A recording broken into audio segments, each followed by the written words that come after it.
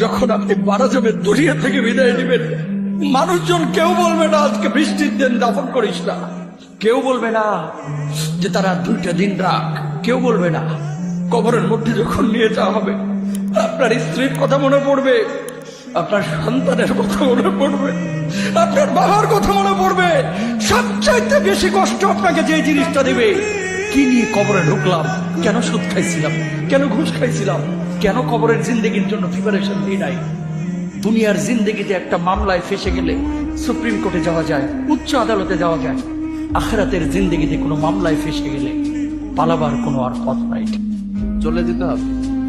দালান ঘর, বাড়ি ঘর, টাকা পয়সার জন্য পাগল হয়ে থাকি আমি, কিন্তু এটা আমার আসল ঘর নয়। যেই গোসলখানাটারে আমি এত সুন্দর করে টাইলস করে ইটালিয়ান ফিটিংস দিয়ে বানালাম, আমার জীবনের শেষ গোসলটা কি ওই গোসলখানায় হবে? কথা বলে